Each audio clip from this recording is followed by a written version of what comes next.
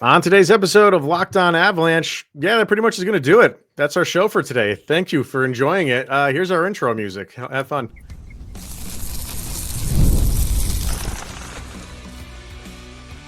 You're Locked On Avalanche, your daily podcast on the Colorado Avalanche. Part of the Locked On Podcast Network. Your team every day. All right, I guess we'll do a show. Thank you, everybody, for tuning in to the Locked On Avalanche podcast, part of the Locked On Podcast Network, your team every day. And thank you for making this your first listen of the day. Always appreciate it, even on days like this. I am your host, Chris Micieli. With me, as always, Mr. Shaggy Von Doom, Kyle Sullivan.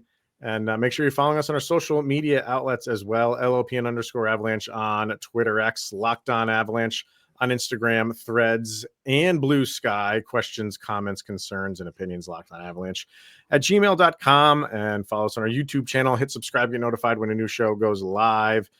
Make sure you're subscribed to our subtext. Link to that's in the show notes below. When you do, chat with Kyle and I one-on-one. We get your opinion, everything Avalanche related, which we share on this very podcast. Oh, like we will do in a little bit. There's a lot going on over there. Understandably so.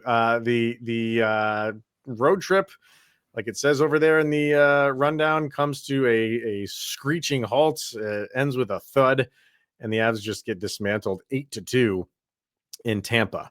I'm going to start off by saying you are no longer allowed to make predictions that could be how'd you say it was yesterday? It was going to be a double-digit win because the Tampa Bay Lightning were on the verge of doing that. So you are barred from here on out, sir, from making predictions like that. Well, I'm a Slytherin. I was using my dark magic. Did not work. This was ugly. This was you get these, right? You're gonna have games like this throughout the course of a season. I think it's just like two things can be true, right? Four things can be true when it comes to this game. 9 things can be true. Yeah, 8 things in particular can be true. Of having games like this throughout the course of a season, and when you do have games like this, kind of fall back on the things that you're always falling back on up to this point in the Avalanche season, and that's goaltending issues. I guess just start with how this game got off the rails so much for the Avs. It can't be. I mean, I know it's a 4-game road trip, right? I mean, so maybe there is some being tired on the road for that long, but you've had longer road trips. You had that road trip that we always refer back to that it was a 5-game road trip that you swept. So I don't want to put too much stock into that. You got pounded. Start there with Tampa just crushed you, but there is an Avalanche factor in this too. Yeah, and you know what? I honestly rip the score away. Honestly, the Avs have been playing the exact same game all year long. Look at it. The goalie play, abysmal. The first period, abysmal. And you just don't have that identity. Usually the Avs clean it up in the second period and find a way to win. And we were saying this yesterday. This can't be the MO. This can't be how it's always done. And this is what happens when you don't find that magic, when you don't find the way to put it all together. When you have a team that really wants it more and will push for an entire game, give you a full 60, this is what happens. Nothing's really changed with this team. It's the same parts and the same sum. Bad first period, bad both goalies. Whatever team you're on, Team Georgie or Juice, we all lose tonight. And you didn't have Nathan McKinnon, invisible. Mikko, invisible. It's the guys you want to step up did not. And then you saw frustrations between Georgie and just the third period. I felt like everybody was in an all-star game. They were barely skating. They just wanted to get out of there. At least nobody got hurt. Which I can understand that. I can absolutely understand that at that point in the game, yeah. But it's the same. It's how the Avalanche have played all season. It's just the outcome. They didn't pull it out of their hat. This is how it's always been, and this is why we've been saying this whole season it's a problem. You said, this is how it's been, and this is the MO for the Avs. Is kind of what we've been talking about for a little while now, because that's just how they've been playing. And as when that first period was happening, and it got to be 2-1, and I'm like, okay, like here we go again. Let's just get out of this first. And I don't like to keep doing this. I don't want to keep doing this, but hey, it's been kind of working. So let's just get out of this first period. Still in the mix. And then, okay, let's go to our tried and true second period. But then the first period continued and the game was over by then. You gave up 5 in the first. And you're what was it? I think 3 on 7 shots, I think, for Annunen. So he gets pulled. Georgiev comes in, doesn't fare much better. I give a goalie that's coming in a little bit of a leash, a little bit of a leeway, but he didn't really keep the game where it could have been kept and allow the Avs to try to come back. It was just one of those games that was just terrible all around. And the to use like the baseball reference, you have those games in baseball where it doesn't matter who you put in. I'm always amazed by those games in baseball where you can just go through your entire bullpen and the team hitting is just dialed into every single pitcher. And it's those 18-1 baseball games. I'm amazed by that. Like, how does one pitcher not be able to just, mow guys down and just get outs? It's just no matter what pitcher you put in, it's just they're getting hit after hit after hit after hit. This was goals. Yeah. Didn't matter who you put in net. It was just a downer of a game. You are going to have those. But I also don't want to just skate out of Tampa and just say, like, well, you do want to move on from it. Clearly. You do want to learn from it. Clearly. And we'll get to maybe like, is enough in the second segment.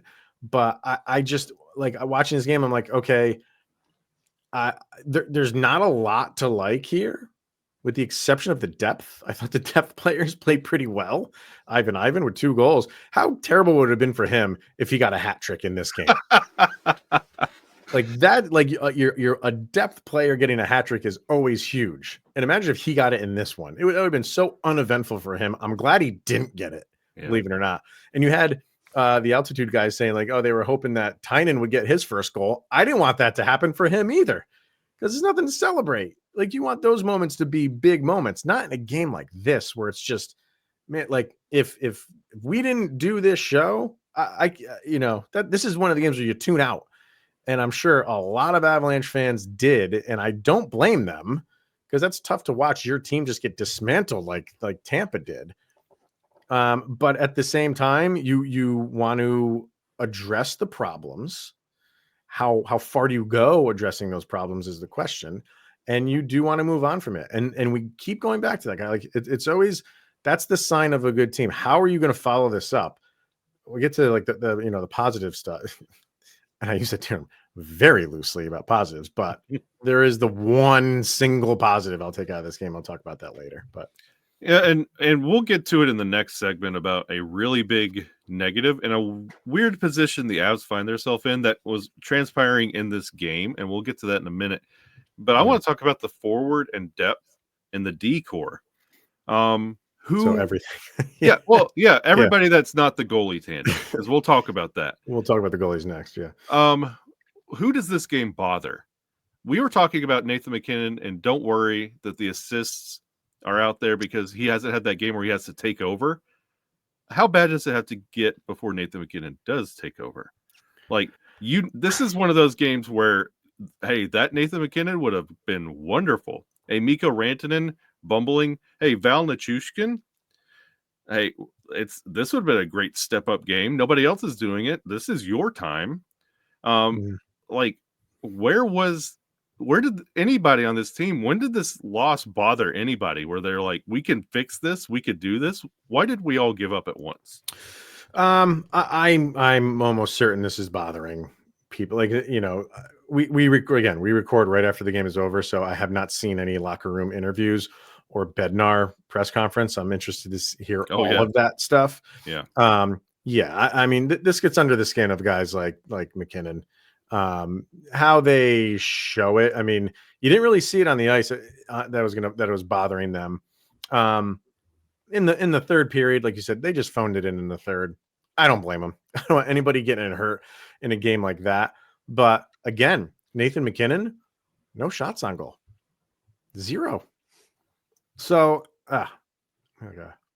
We got to stop. We got to Man, stop willing Sidney Crosby to the Avs. Is what we got to do. Well, the thing is, like with McKinnon, like, and I don't know what's going on, but the aggressive nature of Nathan McKinnon is, I don't really see it as much, which is just so weird because he is always dialed in. He is always, I am going full bore, try and stop me. And there was one moment, the game was over. I'm pretty positive it was in the third period, and he got one of those things where he's on his horse. He gets the puck in the neutral zone, and he's flying up the left-hand side, and he didn't really have he likes to cut back in as much as he can, and he did it a little bit, but he knew he wasn't going to be able to fully beat the defender. So he'll just, that's the best thing about him, is you just don't know when he's going to fire that puck. And he passed it. He passed it to the slot, and it got knocked away and back, go Tampa in the other direction. And I'm like, he's doing something different right now, and I don't know what it is, and I don't know why he's doing it.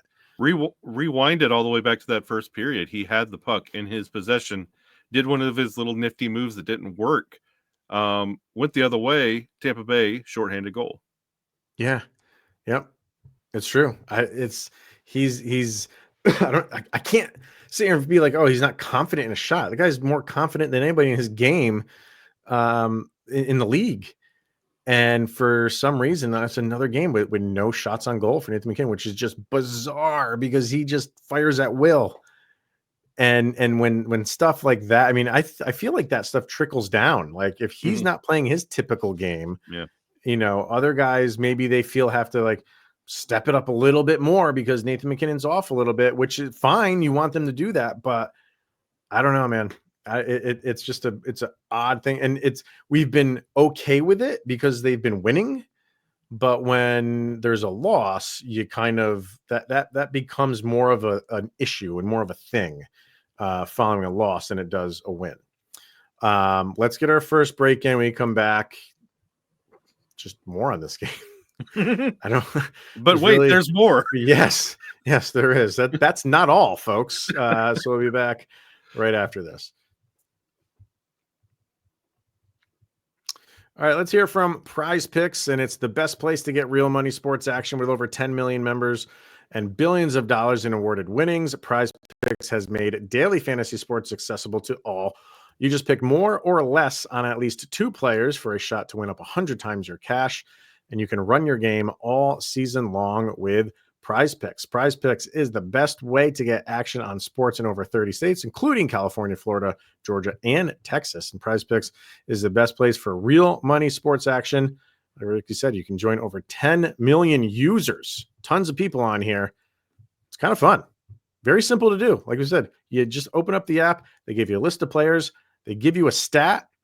Very simple. You touch more or less on what you think that stat is going to be, and you win money. So download the app today. Use the code LOCKEDONNHL, and you get $50 instantly after you play your first $5 lineup. That code, again, is LOCKEDONNHL, and you get $50 instantly after you play your first $5 lineup. That's over at Prize Picks. Run your game. All right, so Avalanche, probably the worst loss of the season. They've had a couple of these, but this is a bad one. 8-2.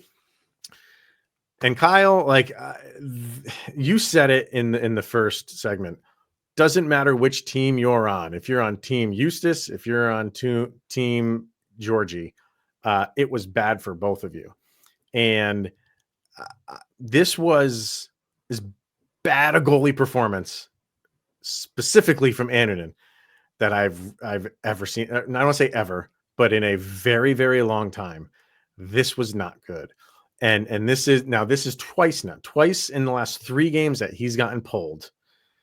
You had that one bounce back game, So, I mean, you're going to get another opportunity because you have a back-to-back coming up. So you want to see how he performs in his next follow-up game, and if he has another bounce-back game. But this was bad. Like the shots, I got it on Money Puck here. The shots he let in, the goals he let in, he had 4 low danger shots let in.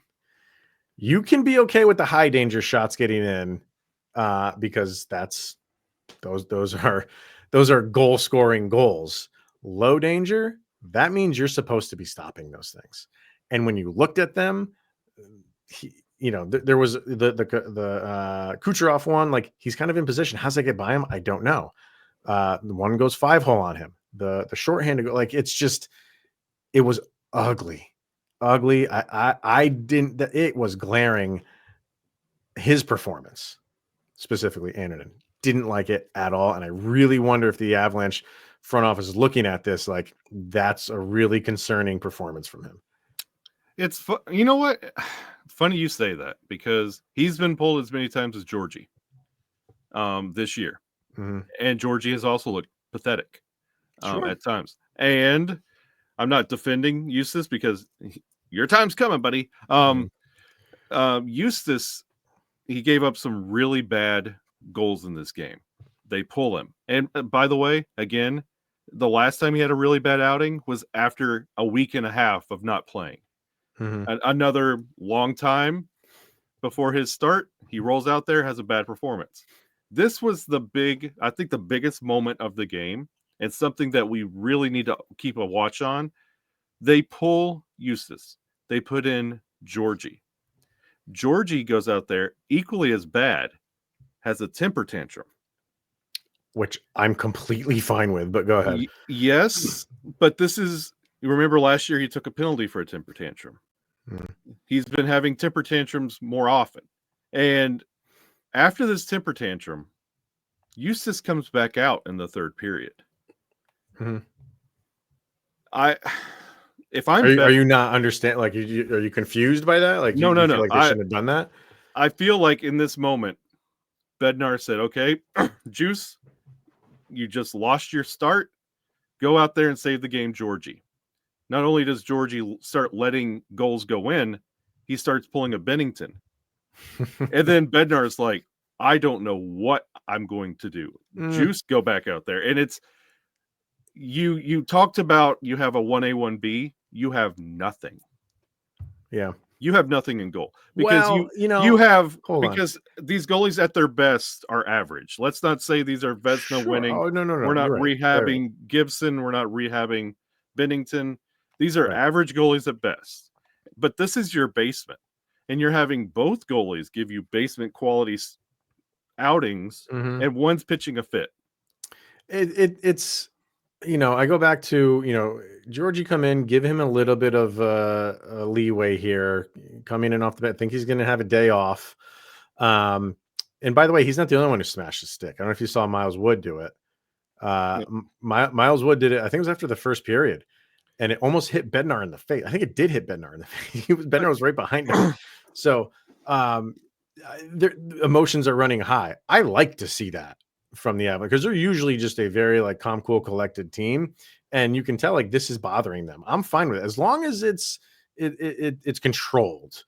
Throw a stick, smash a stick. I don't care about that. Like but get it out of your system and get back to playing hockey. But for I'm fine with Annunen coming back in the third because the game was out of hand. If the game was still possible that you felt like you're going to win this thing, I'm pretty sure Georgiev would have stayed in there after he relieved him. But put Annunen back out there. So you're pretty much telling Georgie like you're getting the next start at home against Vegas, and you want him rested as much as you can. But why send him back out there to continue to get shelled? And send him into that next game. Then you're even worse off because now you have 2 goalies. Really, it doesn't matter who you start for that game. If Annunen if Georgie finished that game against Tampa and it went the way it went, you got 2 goalies going into Vegas who you're like, they're not right in the mind when Georgiev has been pretty good in his head lately. So you want to keep him like that. And you can take him out of this game and be like, hey, you just came in, stop the bleeding as best you could for a little bit. We'll take you out, rest up like you were supposed to get for the game against Vegas. I got no problem with him taking him out and putting Eustace back in for this one. I really don't. Well, the Panthers game was 7-4, but it got kind of close late. It wasn't great in that. Yeah, no, Yeah. I get you. Yeah. And I get what you're saying, but I'm not ever going to use the words great classifying these goalies because we're not getting great goalies. We're shining turds here. Like Right. these are not great. Like we're trying our best to find a great play to justify our feeling on these goals. They're not good. Juice or Georgie, they are not good. And they've had really hot streaks where you're like, oh my God, we found our 1A. And while the other one is falling through the floor. And now you're getting at both at the same time. We just got to call a spade a spade. The Avs have a serious goalie problem and something has to be done. That's why I am asking the question on YouTube. If you're watching the video, like the second bullet point, is a game like this where front office says enough's enough. We can't, like, do you really feel like the Avalanche can win a Stanley Cup like this? No. Like you have to catch lightning in a bottle, not to use the pun of the team that you just played. But you have to be playing, it's a roller coaster ride for the Avalanche, and you have to hope going into the playoffs that you are going up that roller coaster, and you just don't know if that's where you're going to be. It is such a question mark in that, and that's even with Georgiev playing better as of late. It doesn't put confidence in you that this is a team that can make a deep push. Are they a playoff team? Yes. I'm still going to buy into that all season long, that this is a playoff team. But once you get into the playoffs, you got to have your ducks in a row, and to have the goalie be a question for the duration of the season is not going to miraculously fix itself come playoff time. So, man, you look at games like this and it really makes you think if McFarland and Joe Sakic are like, we can't keep, like, we've been doing this for 2 months now. We're almost two months into the season. This is what we have. Is Georgiev better? Sure. But is his better good enough for a playoff push? I think we know the answer to that. I really do. Yeah. So, I don't know. I'm curious. When we're done here, I'm going to obviously listen to the Bednar press conference. I'm interested to see what he's got to say about it. Has Shillington ever played goalie? And he didn't play tonight, and I'm not want to sit here and say like, oh, Shillington, he had a good game last game against Florida. And I think that's why I said, because he didn't play. Yeah. Like, roll him in as the third, put some pads on the boy. and this happens when you have a game like this. Everybody's starting, why wasn't Shillington in there? The same guy you were dragging through the mud 2 weeks ago, all of a sudden is the difference maker? No. But I do question, like, hey, if like you have to stick with guys who are on rolls. I'm saying he was on a roll, but he's been playing better. Odd time to pull him. Odd time to have him be a healthy scratch. So, all right, lots of subtext chat here. We'll get to that. And is there a positive? I want you to try to find a positive here, Kyle. You have an ad read to try to find a positive. We're going to do that next. All right, let's hear from FanDuel. Get ready to tackle the NFL action with FanDuel, America's #1 sports book, because right now, new customers, when you bet $5, you get $150 in bonus bets if you win. And the FanDuel Sportsbook app gives you everything you need to place live bets on the NFL all in one place.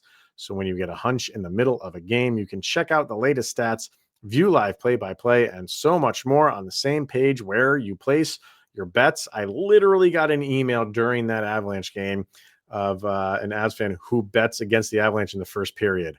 He's won some money. Just visit FanDuel.com and join today, and you'll get started with $150 in bonus bets if your first $5 bet wins. That's over at FanDuel.com. Never waste a hunch and make every moment more with FanDuel, an official sportsbook partner of the NFL. All right, sir, I tasked you with finding something positive out of this game. The only the only positives I take ever out of these games, it's not anything that you can put your finger on right now because it's how you follow it up.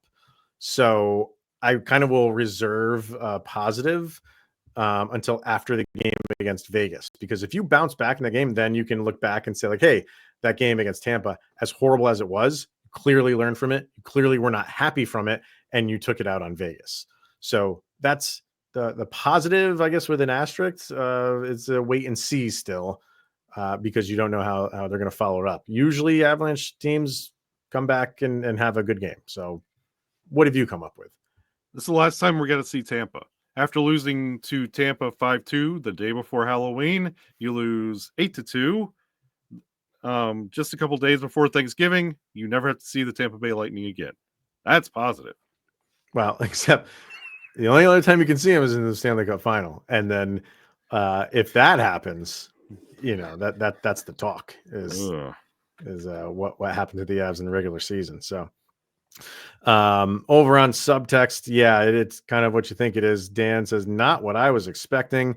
I'm sure that I'm not alone. Cody, let's see, says maybe I'm overreacting a bit, but an 8-2 loss is an 8-2 loss. He says, admittedly, I'm just impressed because in my opinion, it takes some kind of effort to get scored on 8 times, or lack of effort. Jeez. Everyone but Ivan and Georgiev, who shouldn't have been or even had to play tonight because Annunen effectively let in every other shot, needs to shape up, because if this is how we're going to play on Wednesday, then it looks like a scheduled loss to me. I don't buy into like this scheduled loss thing. I get what he's saying. Yeah. But this is the reaction people are going to have right now. Like, people don't want to hear what I said in the beginning of the episode, like where you're going to have games like this. Fans don't want to hear that. When you have a team that has the players that this team has, the expectation is go out and you put your best skate forward every single game. You're going to have a couple duds. This is one of them, but I think the fan base really wants to hear it. I love the just the mental picture of Georgie pulling a Dante and saying, I'm not even supposed to be here today. Nice. Brandon, he says, my prediction got destroyed because when he predicted that the Avs would win, but he's not alone. I think when we asked for predictions on yesterday's episode, I think everybody, was it Vargar who didn't pick them to win? I think Vargar picked them to lose. Other than that, everybody picked them to win. So you're not alone there, Brandon. Your most predictions did get destroyed.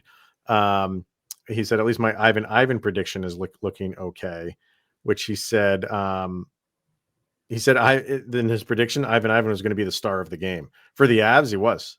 Absolutely. So well done there, sir. I don't have anything to say other than yikes, that was rough. Spirits by The Devil Makes 3 for my sound check, because that's what I need after that. I love taking a word and changing it around for a different meaning. I like what you did there, sir. Very creative. Craig says, crash and burn tonight. Got to forget about it. Move on. Going with the classic sound check, Wipeout by the Safaris. Great song. Do I know that one? I think I have to go check that one. I must have to. Yeah. No, it's the surfer song. Oh, I thought that was called Wipeout. Didn't he say his Wipeout? No, oh no. Did I? Hang on. I got to go back. Oh, it is Wipeout. What the heck am I looking at? I was looking at something different. Yeah. Maybe I didn't know it was the Safaris who sang it. Maybe that's the difference. Great call there, man. That's a good one, Craig. It's a fun song to play. Not now. I don't want to listen. That's kind of like an uppity song. I don't want to listen to that right now. That's fun. I want downers, man. I want to wallow in misery right now. Wipeout is not. Give it time. Give it time. Yeah. Madam's thought from Madam Battleaxe. This was oh man. She goes, this was my daughter's first game. I just cannot tell you what it was like in real time. She was there. Madam Battleaxe, I feel for you and your daughter. No cohesion tonight. Apparently we left it all in Sunrise. My sound check is any song with sadness in the title. See, she gets it. She gets it. Also, if I hear that Tampa Bay song one more time, I will literally go homicidal. So, yeah. I'm sorry about that, Madam Battle. I'm so sorry for your daughter. Oh my God, I feel for her. Katie says, whatever. An occasional bad game here and there happens to everyone. Not worried about it. I do hope Drouin is back. We didn't talk about that. Jonathan Drouin didn't play in this game. Upper body injury. So here we go again. I don't know how long that's going to be, but maybe we'll get some info on that. I got an upper body watching that game. So what she said, I hope Drouin is back by Wednesday and that Nate gets going with the goals soon. I'm with you there. And then Vargar knew he was going to chime in on this one. What's the definition of insanity? C-Mac thinking he can slide by with the current goaltending pool. You may need to move out of cap to get it done, but enough is enough. Hey, look at that. It's like he's reading our mind. I want a new reputable goalie or a new GM or both. You're not getting a new GM. Goalie, I'm getting there, man. I'm getting there. I don't want to keep talking about this day in and day out. And it's going to have to take a big move. Like you're not going to bring in something that is giving you basically what you have right now. So if you have to, is this going to have to be like a Hollywood type of move here where you need to package players that you do not want to get rid of to go address the goalie situation? This is like the new 2C right now. Like you thought like we have to package some deal together and prospects and picks and current players to go get a 2C. You fixed that with a pretty savvy move. But now we've turned the attention to the goalie. And are you going to have to make a move here? Is that's where I'm kind of siding with Vargar here. Is like, is Chris McFarland looking at this saying like, enough is enough. I got to move. I got to move guys. I don't want to move to go address the goalie situation. But does, whatever you move, does that create a hole? So it's just this like nonstop cycle right now. To both fronts for Vargar, with the goalie position, let's call Harrison forward. Can we make Air Force One too? And get a goalie? And the C-Mac thing, it's a legitimate, interesting question right now because, like, he has not put together a team that is really stuck together.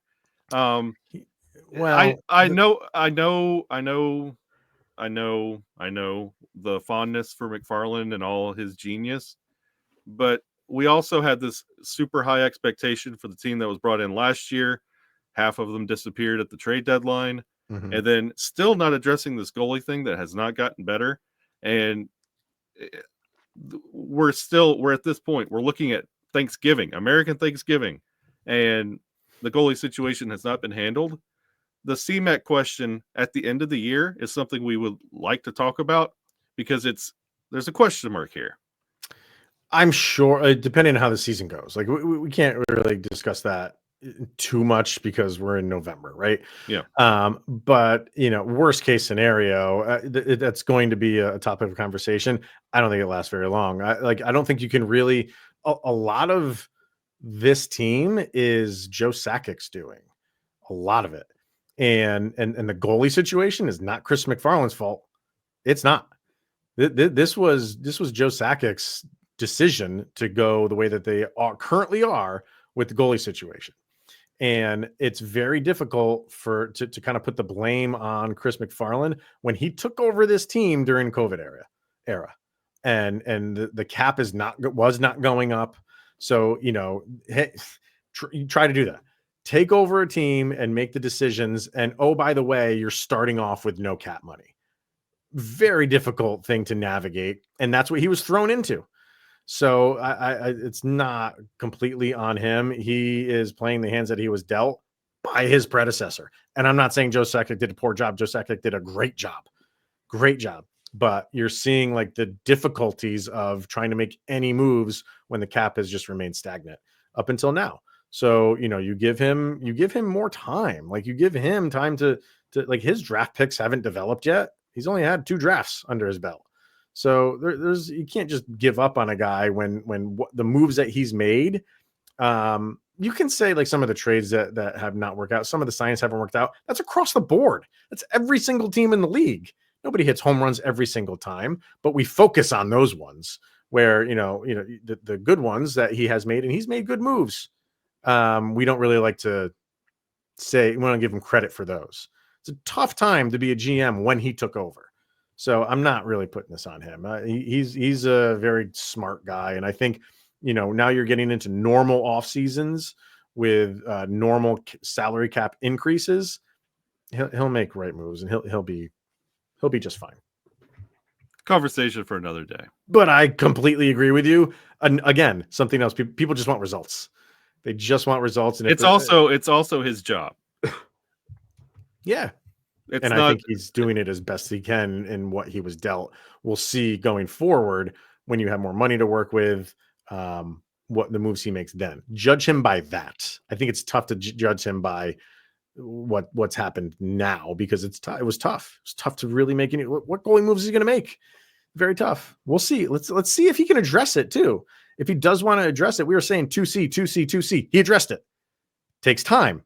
It's not as quick as we want it to happen, but moves take time. Well, so we thought that with Ryan Johansson too. Like there's sure did. No, that's fair. That's fair. There's a lot more question marks there, but again, that's an off season. We'll see how it all plays out. But I'm just saying it is a valid concern to keep an eye on. I'm sure we'll be talking about that more. Yeah. Let's finish things up with our sound check. And this is where we pick 2 songs that we feel best summarize most recent game. This will be a fun one. And these songs go up on a playlist over on Spotify. Just search for LOA sound check. This one is volume number 4, everybody. So what do you got for this one, Sir Shaggy? We are playing the Tampa Bay Lightning. Ooh, scary. Lightning. No, this one, I feel sad, I feel mad, I feel anger. So I'm going back to one of my bands from 2007, 2008, a cartoon band by the name of Death Clock. Oh. And we're going to do Bloodrecuted. Oh my God.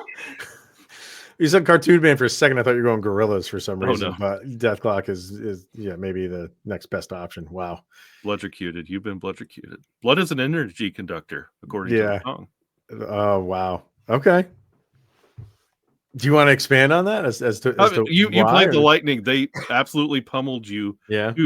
Out of whatever identity you built, and this positivity of the 3-0 road trip wiped all that away. All the confidence you had in any goalie. Nathan McKinnon, congratulations. In one game, we're back to the beginning of the season. All right. Can't disagree with that. I'm going, I'd say it was one of my top, I don't want to say 5, maybe I'll say top 8 bands. I just came up with a random number. Why not? And that's Incubus. Ooh. Love Incubus. And they had a few songs on a soundtrack. I think it was the movie was called Stealth. I never saw the movie, but they did like the score of that soundtrack, I think, and they had some new songs on that. And they had one song called "Make a Move." That I think I am there, Kyle. I think I am at the point. I waited it out for almost 2 months of the season to see what we have. And I think I've seen enough to know we're not going to hit it like a plateau where we're comfortable all season long. And if you want to play that game, go ahead. You're going to have an entertaining season, if nothing else, because you never know what you're going to get game to game. But if you want to write this thing, if you want to get more stability, I think you have to. I don't know what that move is. I don't want to guess as to who you'd be getting rid of, because I like so many guys on this team. I wouldn't want to see any of them go. But I think something needs to be sacrificed here to solidify the goalie position. Like I said earlier, does that make a hole for the position that you traded away? Maybe it does, but I think goalie is too important to let this thing go the way that it's going. So that's why I'm going Incubus, Make a Move. And after games like this, it's hard to say no or say they should stay other than your core, because nobody stepped up. So yeah, that's the thing. Like if you were having games where you just lost a hard fought 3-2 game, 4-3 game. Like, you can live with those things, but you're just getting ugly play. Like, the losses are just ugh. And the wins are great. Like 3 days ago, we were like, hey, Avs are playing awesome. Look at that. Look at that game against the defending Stanley Cup champions. And look how they followed it up. You don't want those two things happening back to back. Yeah, you scored 1.5 goals. Let's be honest. One of those goals was an own goal. Yeah. Like, let's not pretty it up anymore. All right. So that's going to wrap it up for today, but I'm sure we will have even more to talk about this on tomorrow's episode. So thank you for tuning in, making this one your first listen of the day. Make sure you tune in tomorrow as well. So yeah, that'll wrap it up. For Mr. Shaggy Von Doom, Kyle Sullivan, I am Chris Micieli. This is the Locked On Avalanche podcast. And guess what? You made it through 24 hours where Sidney Crosby is that much closer to being in the Avalanche sweater. But would it have really mattered tonight? Is his name Nabokov?